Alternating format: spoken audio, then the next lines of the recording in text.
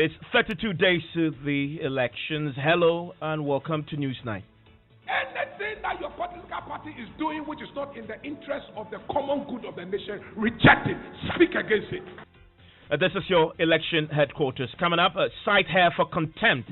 MPs demand sanctions against Electoral Commission Chairperson Evans Mensah as they fume over her failure to turn up in the House today to brief legislators on upcoming polls. She must give reason to Mr. Speaker and Mr. Chairman why she should not be cited for contempt. The Electoral Commission consistently refuses to come to this House. So why did the EC boss fail to show up? Who has sent invitation to them and they have refused, kept banging at their doors that they should at least put in appearance to address the lowdown issues. And when it became difficult because the chairperson herself was not in town. We'll hear from the leadership of the House also tonight. Officials of the National Commission on Small Arms and Light Weapons destroy over 1,000 illicit confiscated weapons retrieved from the Western and Western North regions. The objective is to enhance public safety and to communicate to the public that anyone found with illicit weapons will be arrested, will be prosecuted, and your unlicensed weapons would also be destroyed publicly. Meanwhile, police say the 436 pieces of pistols and ammunition seized at the Tema port last month turned out to be gas pistols. We have examined the weapons and they are gas pistols. Gas pistols. We'll find out what that is exactly and bring an update on those arrested. And in business, prices of some commodities and foodstuffs expected to drop further from next month. That is so attributed to pick up in harvest. And George, guess what? Counting of votes still underway in the United States of all places amidst multiple legal challenges filed by the Trump campaign team. The Trump campaign filed a lot of lawsuits before this election, primarily dealing with voter access. Lost most of those. They're filing a lot of lawsuits since the election, and these deal mostly with the vote count. Well, we'll bring you more details as protests break out in some states over counting of ballots. In sports, a former Kumasi Asante Kotoko coach predicts Asamoah Gyan will struggle at Legon Cities in this season's Premier League. Details when I join you much later with sports. And later, did you know that in spite of the challenges with the economy caused by the global pandemic, it is a good time to invest in owning your own home? Well, we'll hear from EcoBank, partners of the Joy News Habitat Fair, which takes off tomorrow. This is a time where the prices of most houses has come down, and if you want to get in, perhaps this might be a good time to consider to then want to get in. Join us with your views. 055 11 11 997.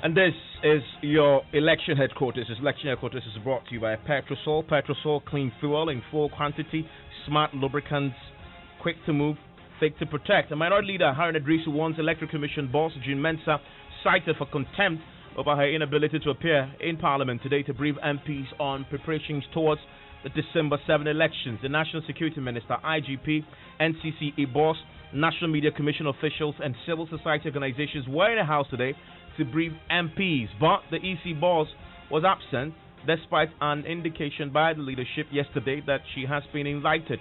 Minority Chief Whip Muntaka Mubarak accuses the EC boss of repeatedly shying away from Parliament. There have been a lot of issues that relate to the Electoral Commission, but sadly, the Electoral Commission consistently refuses to come to this House. No, you can, yes, they refuse because we have raised it for the past 1.5 years. And all the things the Electoral Commission is saying, either in its press release or in this press conference, I say they cannot be held against what they are saying, or they cannot be held accountable to the things that they say there. But anything they say on this floor, because this is the House of Parliament, can be used. So in all these deliberations, the questions, the civil society, everybody keep mentioning, the referee is a electoral commission. And yet the referee has consistently refused to appear before the representative of the people to account for, because I've been in this house, I've seen Abajan come every 4 years before election to update this house.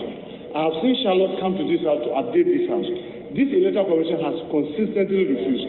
And I just want the security agencies and all of you to take this as a matter of concern. Because if the electoral commission is refusing to appear before the house, this is where you have both sides of the house, where people can ask questions that they could not easily get answers out there. Because this banter of one party making a press conference, electoral commission responding, doesn't help. But here, you ask questions and you get a direct answer. And the failure of the electoral commission to come to this house further deepen the suspicion. And you cannot take away from the presentation that they've made. If the leadership make other arrangements, I'm sure they can. And yesterday, the leader of the house, the Minister for Parliamentary Affairs, informed you and I in this house that this morning, 11 o'clock, electoral commission will be here. And she's not here. And we cannot continue to say that, oh, leader making an arrangement. Chairman, how long will our letter was written yesterday. Well, the minority leader, Harun Idrisu, also had to say on this. He says the EC boss should explain to Parliament why she should not be cited for contempt.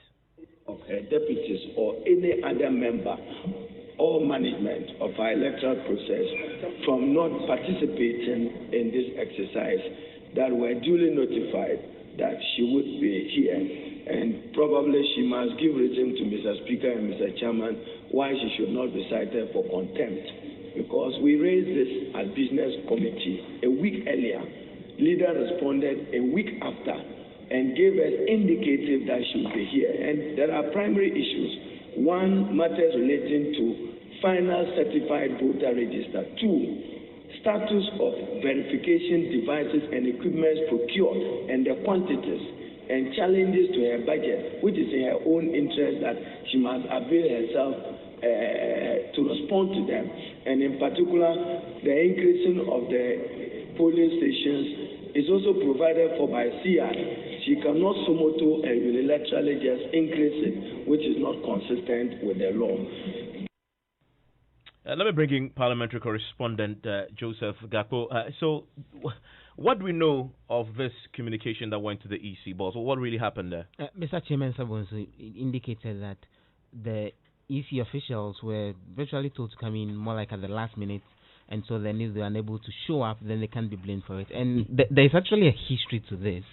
The history being that sometime late last week, the request came right on the floor from Roxy Nafiamakbo, the MP for South Dai, and then the minority leader backed it that they should have this session in the House where the security officials and the EC officials would come. And yesterday, as Muntaka Mubarak, the minority chief, indicated, the leader of government business had assured the House that the EC, the national security officials were all coming. And so it was quite interesting how come the order didn't show up. But Mr. Chairman Sambusu explained that they are making a fresh allocation for her on Saturday morning for her to come brief MPs. The letter of invitation was not served on them on time. They indicated to us this morning that it got to them very late yesterday. I kept banging at their doors that they should at least put in an appearance to address the low-down issues. And when it became difficult because the chairperson herself was not in town, I gave indication to the minority leader. That is where we are. So eventually, I think the letter that they sent to us indicated to us that they were prepared to meet us next week. Unknown to them that Parliament is adjourning on Saturday. And that's the reason why we kept banging on their doors that, no, they should be coming. But they wanted a very structured presentation. And they insisted that it was going to be difficult for them to do that. Because at 11, they had a meeting. The two of them who were even late here had a meeting with foreign observers. So the reason why they couldn't be here. The chairperson called to give indication that he'll be arriving in town late this afternoon and wanted to see if possibly she could come tomorrow. But tomorrow is Farmers Day, and too many of us will be away from the chamber. So yes, it's not a holiday. So I gave indication to her that Saturday in the morning, because we'll be adjourning Saturday in the morning before we commence, she should be here together with her team. That's to brief us. So that I've not shared the information with the minority leader. Is the reason why I was not comfortable even disclosing it. That's what I was just discussing with her. That certainly she has to be here. And Mr. Speaker, I think for the record, it must not be said that the Electoral Commission has refused to attend to this house. Who has sent invitation to them and they have refused? Please, let's be clear when we make allegations. Please. It is not for me to send a request. The request should go through the formal channel. So, like you are making allegations that they have refused, even today. When we were talking, we listened to you. Why do you have patience to listen to others? The letter was sent by the clerk. And that's how it should be. It's not me. Thankfully, we can speak to Harun Edrisu, who is a minority leader, joins us on the telephone line right now. Mr. Edrisu, I'm grateful that you could join us. So that clarity came from the majority leader, but of course, you're in the leadership. I'm presuming that you would have known the circumstances that led to the chairperson's inability to come. Evans, good to hear from you, and thanks to you and your listeners. Keep it up. The Electoral Commissioner lost a golden opportunity to have apprised Parliament of measures and steps she's taken so far to guarantee the conduct of free, fair, credible elections. As you heard the majority leader, I was only informed after 11:30 a.m. that she was not likely to be there. But even if she's not there, she's running a state and a public institution. There are 2 deputies. There are other commissioners. She owes the people of Ghana accountability. We want to know, for instance, the state of the voter register, having exhibited, having opened, what is the status of the register? When do we have a certified true copy? Today, as we listen to the Inspector General of Police give us a brief, we have seen that, according to the IGP, the number of polling stations will be increased from 33,000 to 40,000. Must we hear this from the security chief? No. This is part of the mandate of the Electoral Commission. Is she respecting her own CI and law? If you want to increase the number of polling stations, it has implications for MPs, it has implications for political parties, what consultation went into it. We just heard it for the first time. And then also she indicated that she has procured biometric verification devices. We gave her a budget of 75,000. We need to know how many have been procured, what will be deployed where and when. And we need to know printing of ballot papers. I've heard my own NDC make some comment. It is important hearing her that nothing untoward have happened, and those assurances could only be given. Can you imagine the beauty if she had joined civil society? CBD were here, IDEC here, the NMC was here, and then the National Commission for Civic Education was here, and then the Electoral Commissioner just demonstrate utmost disrespect.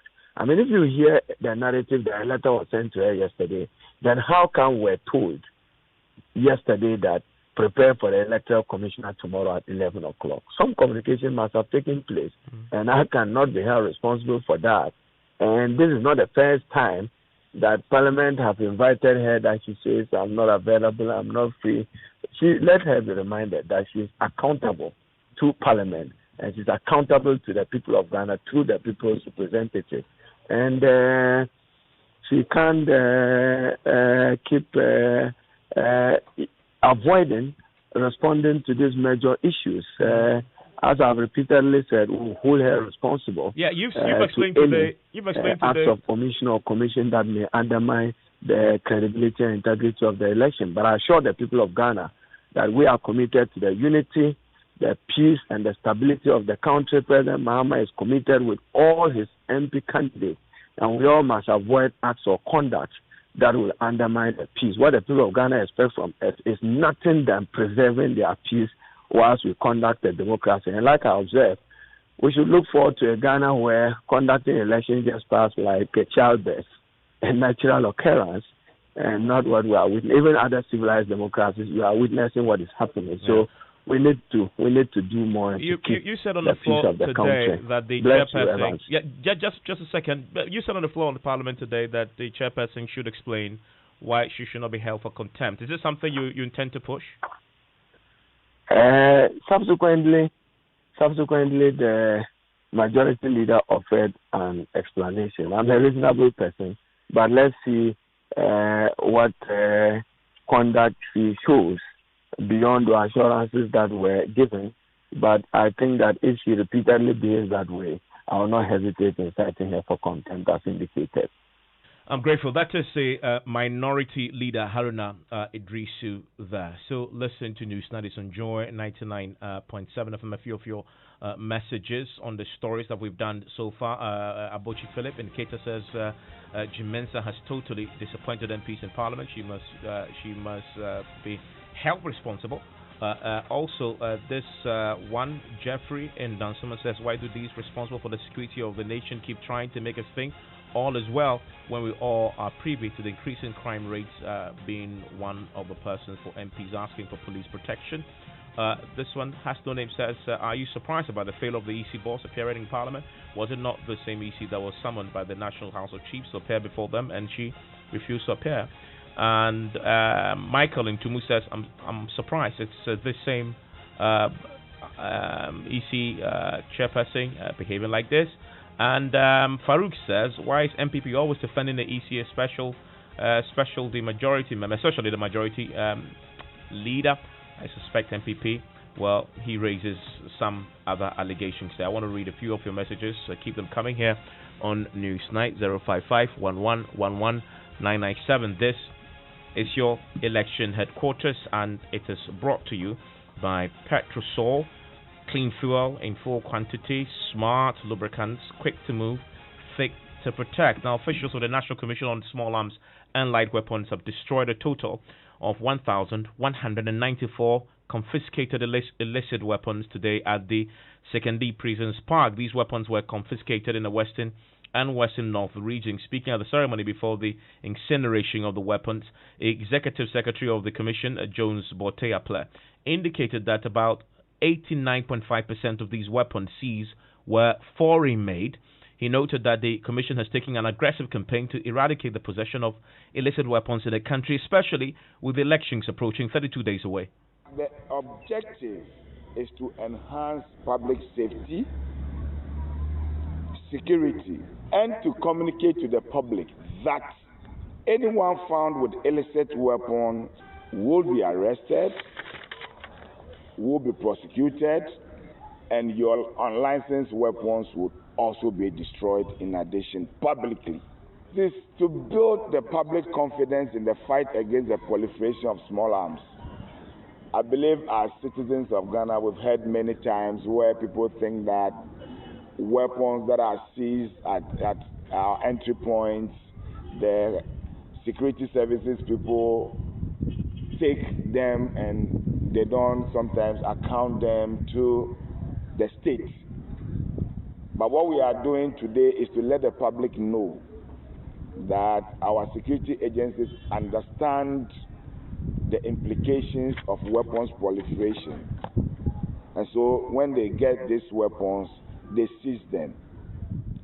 We want to also be transparent to the public, and so they should not be discouraged. They should be encouraged to be vigilant and volunteer information on criminal activities to the security agencies timeously for swift intervention. Well, let's stay with the issues of arms and ammunition, because the police say the 436 pistols and ammunition confiscated at the Tema port last month turned out to be gas guns. Now, the Customs Division of the Ghana Revenue Authority confirmed the seizure of some pistols and ammunition at the Tema port in October this year. A statement from the authority said that a 20-footer container, which had 436 pistols, 26 packs of 50 pieces of ammunition, and one 40 milliliter piece of pepper spray that were illegally imported from Turkey into Ghana had been impounded at the Tema port. That was the original communication. But addressing a news conference ahead of the election 2020, Director General of the CID, COP Ken Yeboah, said the guns were only gas guns. He explains. The 436 pistols that were intercepted at Tema port, investigation is ongoing. Initially, 6 persons were arrested, but as at now, we are holding on to 1 person. We have examined the weapons, and they are gas pistols. Gas pistols. Head of our security desk, Gifty, appears for me in the studio. Gifty, so we were told that at the beginning, when this first broke, that these were pistols and additional ammunition.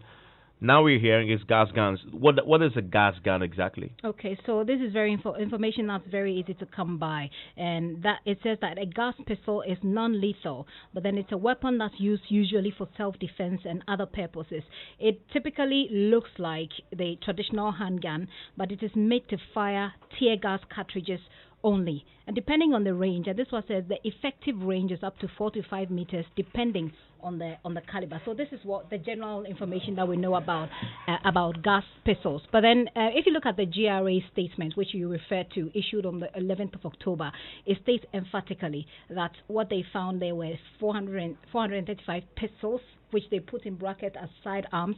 It goes on to talk about the pepper spray and the 26 packs of 50 ammunition. That was not mentioned yesterday by the CID. Yeah, I mean, so it begs the question. But again, Gifty, in that earlier statement, originally when the goods, the ammunition were impounded, it was verified by all the agencies involved. Yes. Correct? Let me tell you who was there when this was impounded. According to the Ghana Revenue Authority statement, it says an inventory of the items was taken in the presence of officers of the preventive wing of the Customs Division, Intelligence and Examination Officer, the Bureau of National Investigations, that's the BNI, National Security, and the police.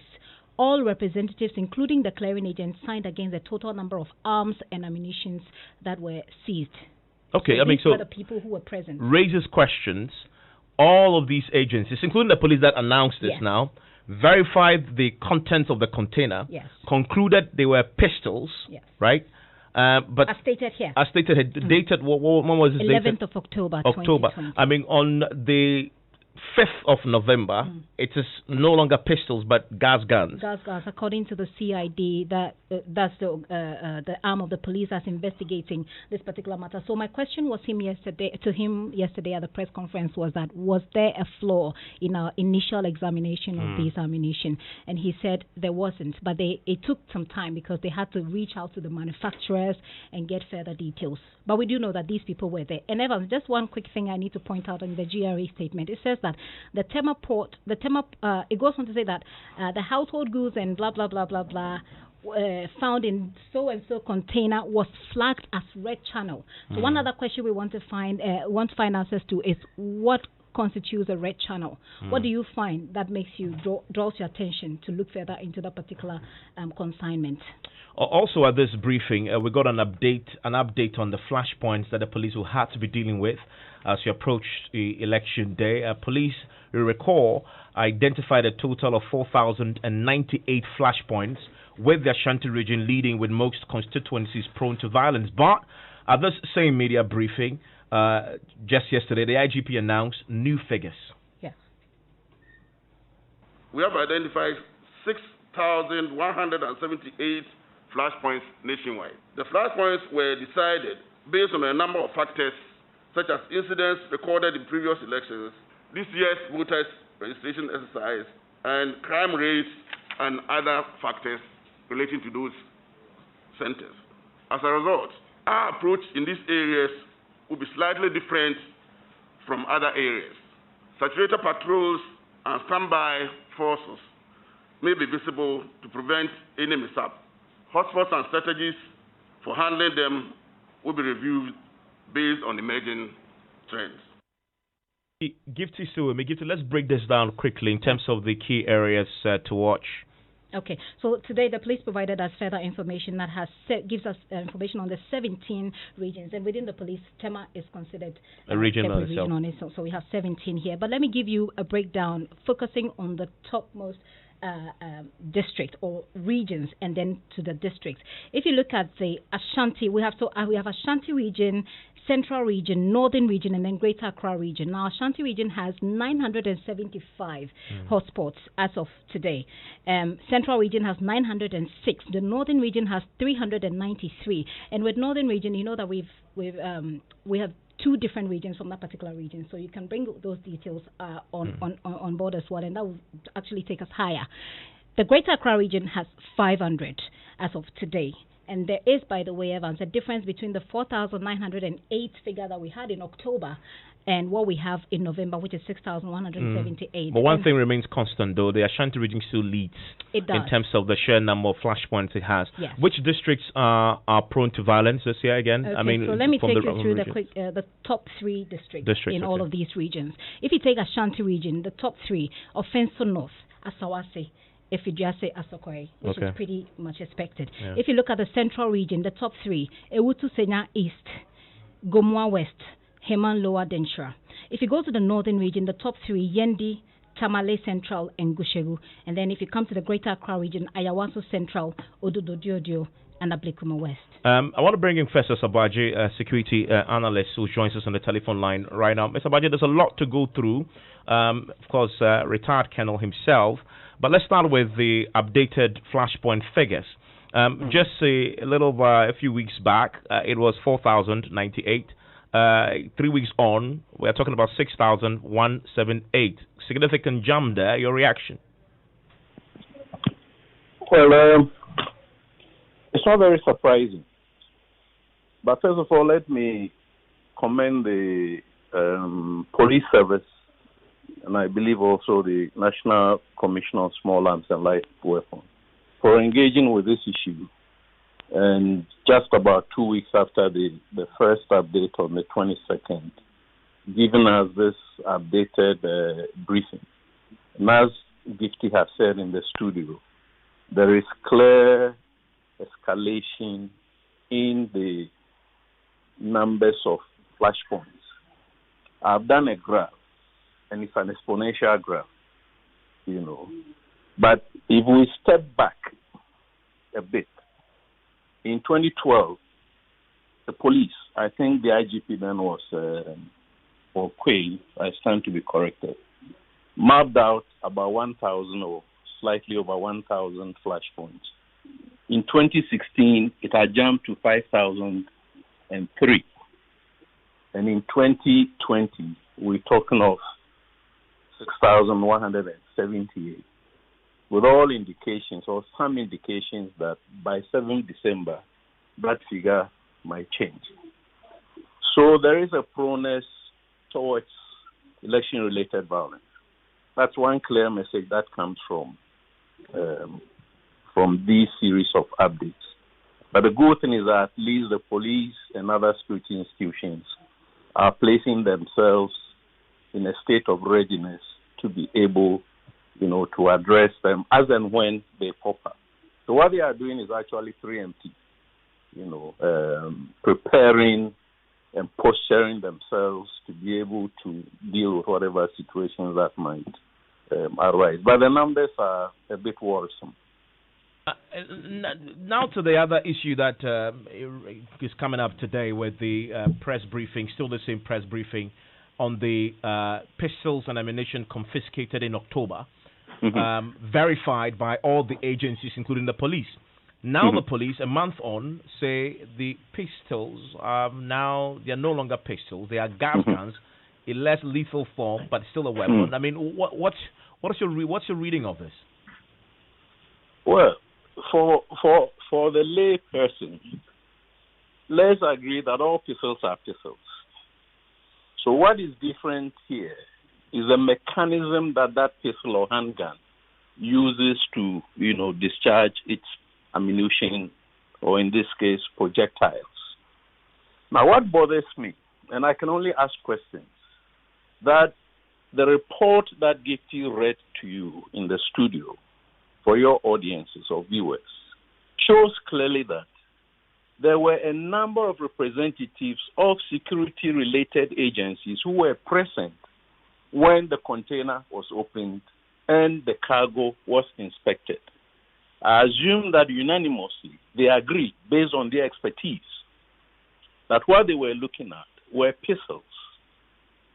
They should have been able, based on that expertise, to determine whether those pistols used pneumatic mechanisms, which are being referred to as gas pistols or air pistols, or whether they used chemically based munitions. The type that had to mix, some chemicals and ignitions and so on.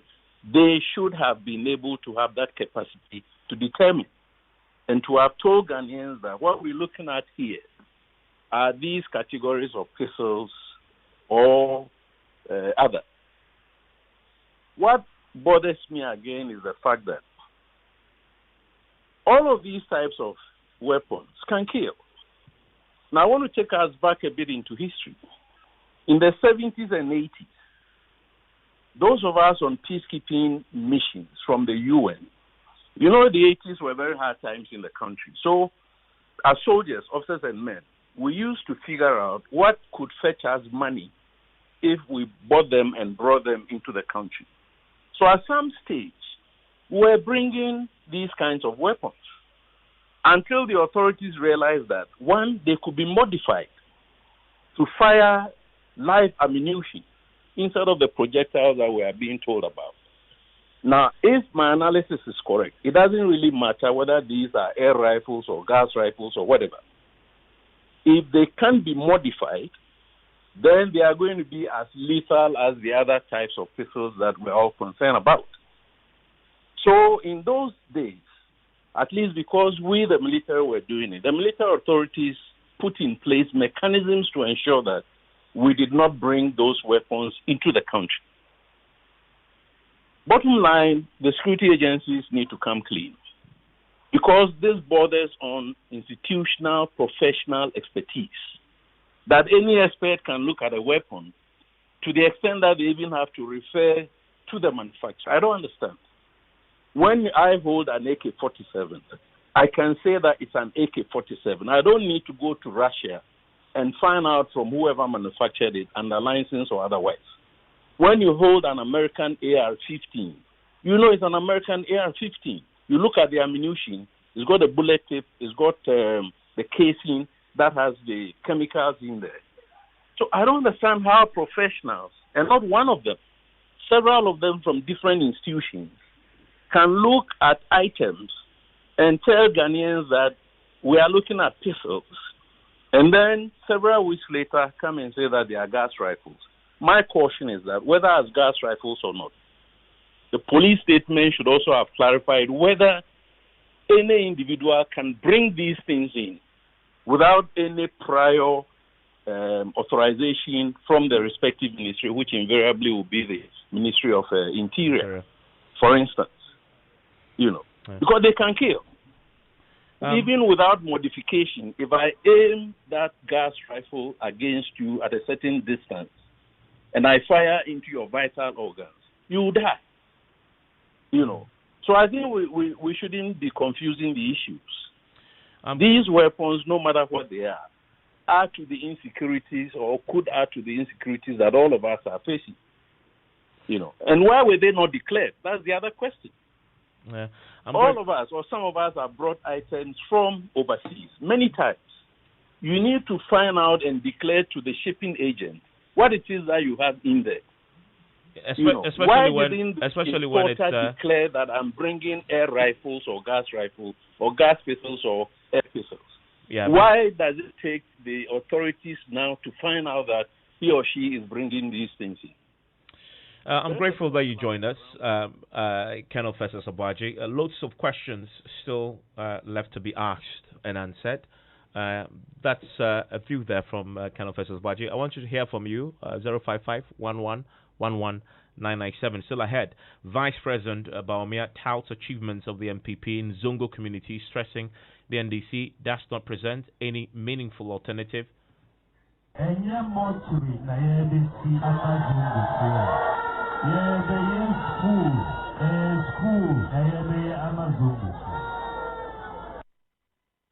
And later, did you know that in spite of the challenges with the economy caused by the global pandemic, it is a good time to invest in owning your own home?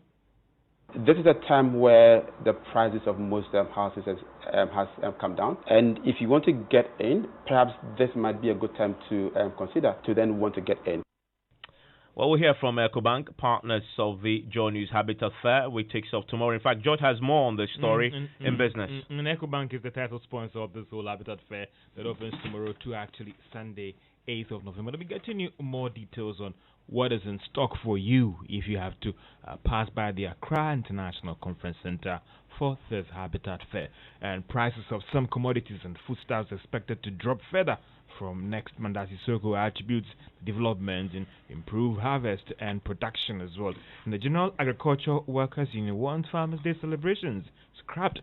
I'll be getting you more details on that one. The business news on Newsnight is brought to you by MTN Business. Welcome to the new world of business. Kingdom Books and Stationery, your number one-stop shop for all your office essentials. And First National Bank, we are the bank that understands your business. First National Bank, how can we help you? Charlie, make I see if Kofi will send me some momo. Make I take hold myself small. If you like the caller tune you're about to listen to, press *1 to copy now. Ow, I just Let your caller tune do the talking. Express yourself with your caller tune and win big with MTN. Simply dial *1355# or download your favorite caller tune or copy or renew your already existing caller tune and stand a chance of winning up to 1,000 cedis weekly, 4,000 cedis monthly, and the grand prize of 15,000 Ghana cedis and the MTN caller tunes promo. Send stars to 1355 or dial *1355# to subscribe today. We're good together. We did for you everywhere you go.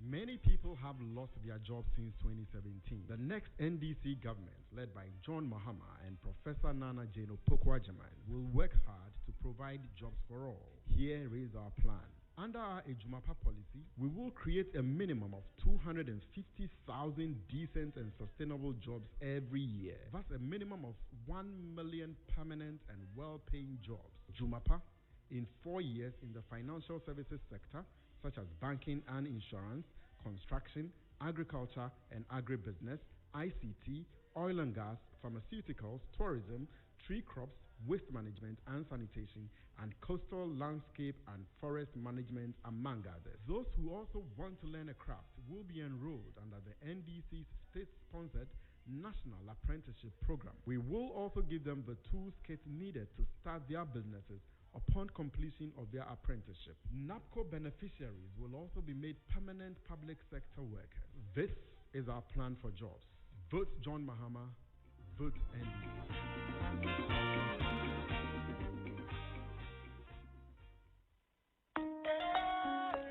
Son, we are so proud of you for setting up this hospital. I really love those hospital beds and waiting chairs. By the way, did you import them? No, Dad, I didn't. I actually got them from Kingdom Books and Stationery right here in Ghana. Wow. We also bought our office supplies, safes, executive desks, and chairs from Kingdom, and they gave us expert advice on how to set up our office. Guys, that makes 3 of us. I also got our sofa and bedroom sets, plus our dining hall furniture for our new home from Kingdom. Wow, Mom, that makes 4 of us. I usually get my stationery items from Kingdom, and my teacher also mentioned that our classroom furniture was provided by Kingdom. So there you have it. Whenever you're thinking about setting up an office or acquiring furniture for your home, etc., Kingdom Books and Stationery should be your first point of call. With over 40 years experience in the industry, we stock and supply a wide variety of globally sourced office and home furniture, stationery and equipment. Visit our head office, Osu Akwaje, or our office near the Osu Stadium. We're also in Tema Community 1, opposite Olam SHS, Kumasi KNUST Campus, UCC Cape Coast, and now at the Marina Mall, Airport City. Or call us 0302-764101, 764209, or 762792. Visit our website, www.kingdomgh.com.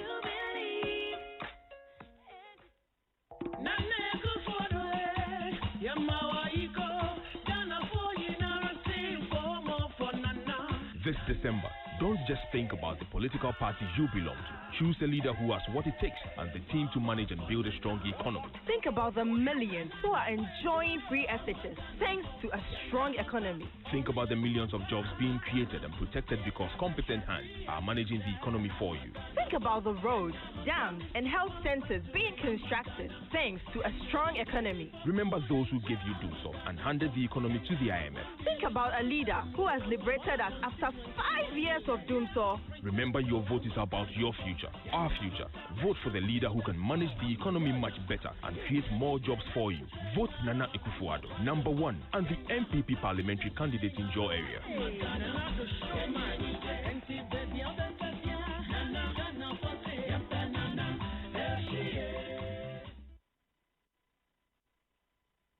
Joy 99.7 FM. You're welcome back to Business on Newsnight. Now, prices of some commodities and foodstuffs are expected to drop further from next month. Now, that's according to research firm Isoko. Now, this is coming after its market update report for October showed that prices of foodstuffs dropped further, that is for that month. Let's hear from the content manager at Isoko, Francis Danso. Some of the staples, as I said in my previous interview, we will still continue to have a drop in the price. But for the others, we are also expecting that there will be some upward increases in the prices on the market. This is because, one, the volumes that we are getting up north, because of the flood, we are not getting the volumes that we were expecting so that the market will be flooded. And two, we are also entering into the festive season. And so traders will want to cash in on it. And so commodities that hitherto we were expecting from the north to bring the prices down, we may not get the volumes that we expected. So we will witness some prices will go down, others to stay flat. Yes, so we are going to have that within the month of November, entering into December. Francis Danso is the content manager at commodity research firm Isoko. On the General Agricultural Workers Union is asking government to cancel the Farmers' Day celebration. The union says despite the about 70 million Ghana cedis spent on the annual event, enough cannot be said in terms of the real benefits to farmers. Edward Karawa is the General Secretary of the union. When you declare the place that day a public holiday in the name of the farmers, to what extent does the public holiday go to help the farmers? And when we say help, we are talking about what are their needs. So if you go and ask a farmer, what are his challenges? Does the public holiday actually address those challenges? Probably no, because no farmer can be directed by legislation to stay at home and rest. When that farmer produce are threatened by bushfires on the farm or rodents and so on, that farmer will know that they are rational human beings. Except those farmers that are receiving awards will not go to farm on that day. Otherwise, almost every farmer will go to his farm. Meanwhile, you have allowed other people who are not farmers to go and sit at home. And you see, that also undermines the private sector, as you said. If you're a private sector operator and you have 500 jobs, and your operations has nothing to do with agriculture, and yet those 500 workers have to stay at home for that day, and yet you still have to pay them because it's a public holiday. You, the private sector business person, you are at loss, because of the public holiday. Edward Karowa is the General Secretary of the General Agricultural Workers Union. Now, industry say they are yet to start accessing the guarantee scheme instituted by government to support big enterprises hit by COVID-19. Now, government, as part of several programs aimed at supporting businesses, rolled out a 2 billion guarantee scheme for entrepreneurs to support them that have been hit by this issue. They also want to look at how they can support them and address several issues that have been hit by their sector. Speaking to Joy Business Chief Executive of the Association of Ghana Industries, Chuma Kwabwa, tells Joy Business they wish they could have been established for a different approach in helping businesses. Big difference between that one, the guarantee scheme, and the earlier one, the CAP fund, is the fact that with the CAP fund, it's actual funds, money that government has made available to be disbursed through the banks. This one is guarantee, so it's not funds that is coming from government. It's actually the banks. So there's going to be a number of participating financial institutions. The banks are going to unlearn to. I would ask that, looking at the problems that most manufacturing firms went through in trying to offer a stimulus package, do you think that this structure or this form was good enough, some would say? I wish it was better than this. I wish it was actually actual fund that has been made available and the banks being requested to disburse, so that when you go to the bank and you go through a process, of course your project has to be validated and they have to be sure that it's commercially viable. No matter how, even if it's a grant, some basic process you have to go through, because Chuma Kwabwa is the Chief Executive of the Association of Ghana Industries. Now, the Joy News Habitat Fair is set to officially open tomorrow to patrons. The 3-day event is expected to offer patrons everything about housing and various financial products that are available to support those who want to own their own homes. Exhibitors have promised clients some mouth-watering deals that will make it easier for them to also get their homes. Now, it will actually open at the Accra International Conference Center. That will be the event ground for the fair. Now, meanwhile, title sponsors EcoBank says despite the current challenges facing the economy, it's still the best time to invest in homes. Let's hear from Idibuchi, Chief Financial Officer and Executive Director at EcoBank Ghana. You could wait for the storm to pass, or as they say, you could learn to dance in the rain. This is a time where the prices of most houses has come down. And if you want to get in, perhaps this might be a good time to consider to then want to get in. There's a lot of talk about stay at home, kids have to learn from home instead of going to school and all of that. It then requires that if you are going to stay at home, you should have a home that is conducive to be able to do all of these things. So I'd say that with all of these factors, this might be a good time to want to own a house. Eddie Butcher is an executive director at EcoBank Ghana, and the Joy News EcoBank Habitat Fair opens tomorrow. And you know everything about your housing needs. Evans, you have to be there. I know you're trying to get a second home, so you know you have to pass through. Everything is there, financing, everything about owning that home. And everything housing is there. Even. I like the fact that you said you are in the spirit. I mean, you probably have a prophecy for me that I'm seizing on to. Connecting the spirit. Actually, I take it in the name of the angels from Africa. Amen. Amen. George, thank you very much for the blessings of a second home. George Afe with Business. This is your election headquarters.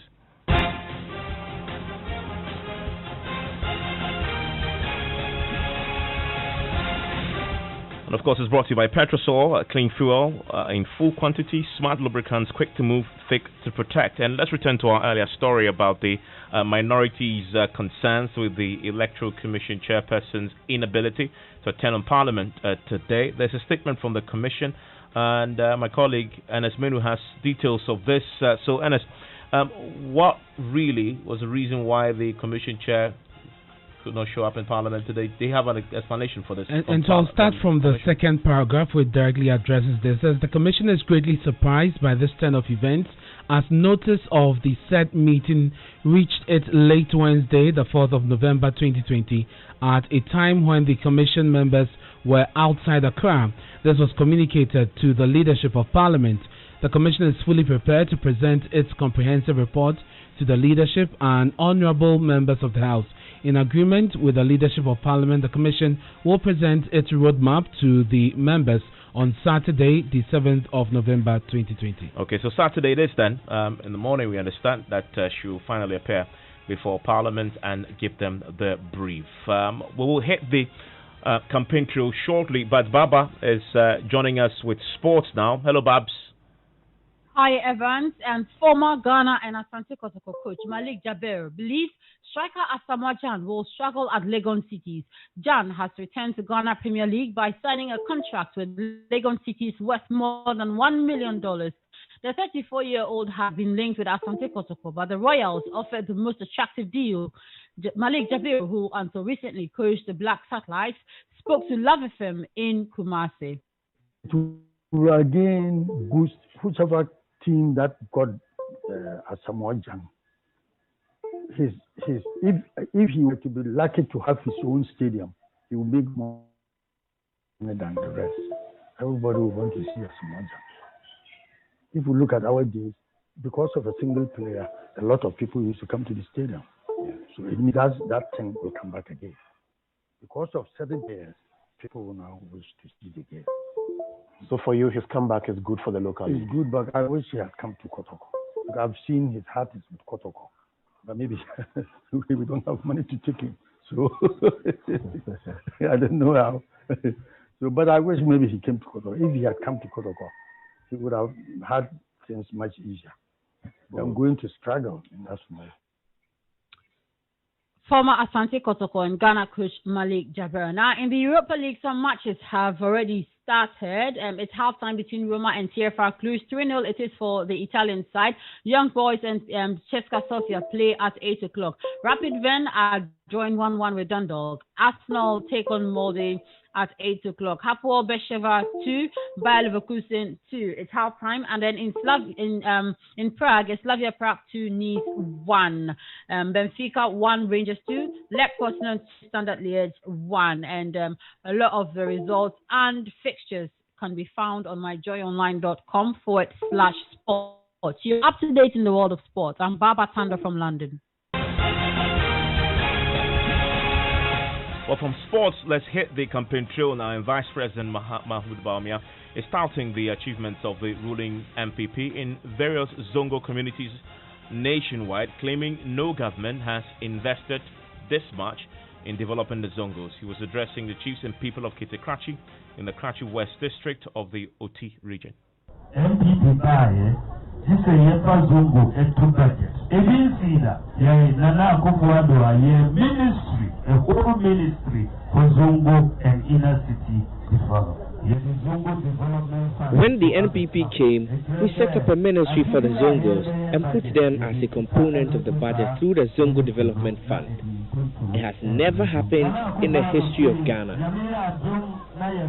Nana Akufo-Addo says, if you retain us, we will establish model senior high schools across the country. These are not mortuaries, but schools.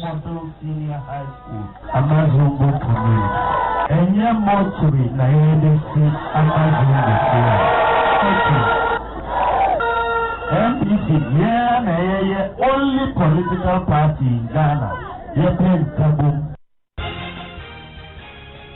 Well, from the Vice, let's go to the President himself, because he is continuing his 4-day tour of the Ashanti region. Now, President Akufo-Addo has been in Atrebuana in the Adanse South District, where he launched the Rural Telephony Project. About 3 million Ghanaians in 300,000 deprived communities across the country can now have access to data and voice connectivity under the initiative. The President was hopeful it will also improve the livelihoods of all Ghanaians, bringing government closer to the people.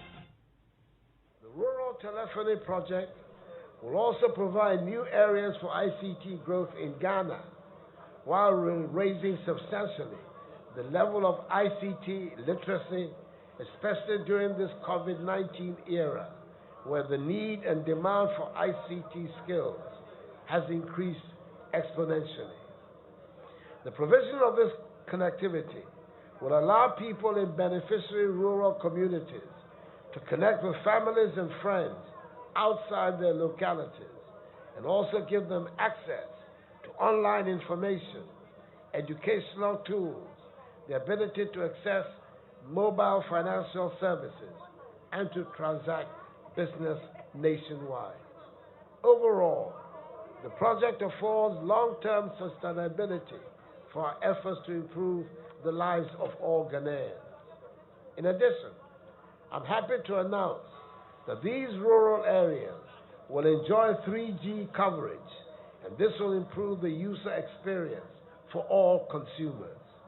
It means the people of Atribuana and its environment can now enjoy data services like WhatsApp and Facebook, as well as being able to check their exam results online on their mobile phones and benefit from a range of other ICT-enabled services.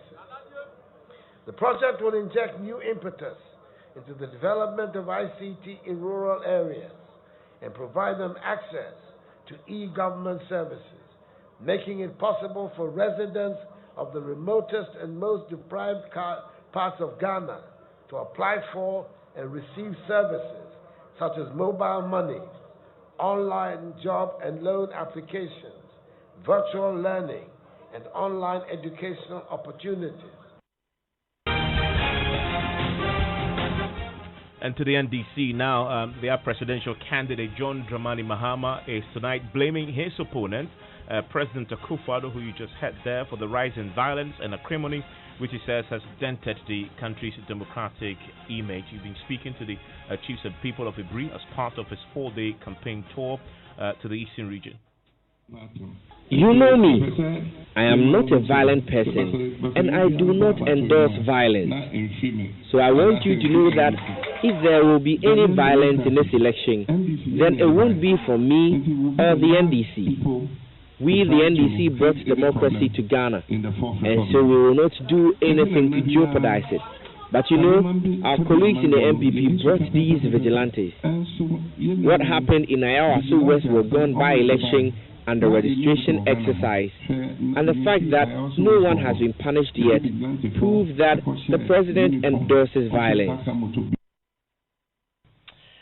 This, of course, is your election headquarters, and a while ago, the NDC presidential candidate addressed the rally at Okre, where he questioned the competence of the MPP government in the management of the economy.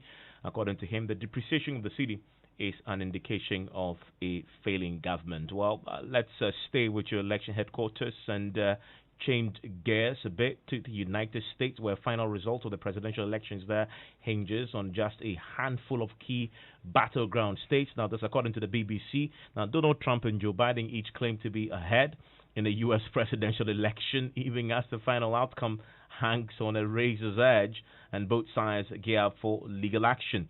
The Trump campaign is contesting counts in the key states of Nevada, Wisconsin, Georgia, Pennsylvania, and Michigan. The BBC projects Mr. Biden won Michigan.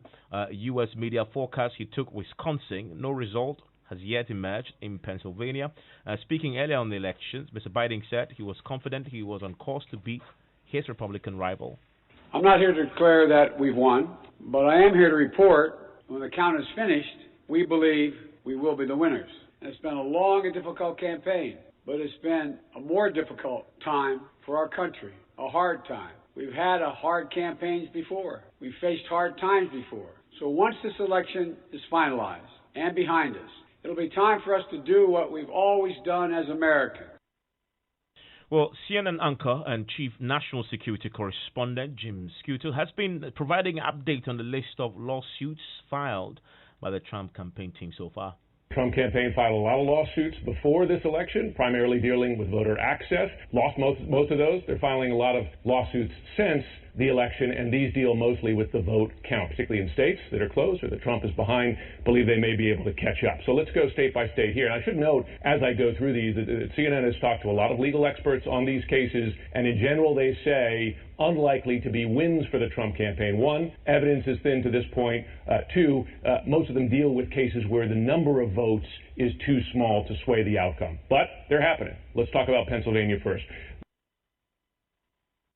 Well, of course, that's the update there from the USA. Well, of course, up to 2 nights following the elections, still no clearer who has won in the United States of America. CNN still projecting Biden with 257 electoral college votes as against Donald Trump's 213, and you need 270 to win the White House. And that's it for Newsnight tonight. My name is Evans Mensah. Enjoy the rest of your evening.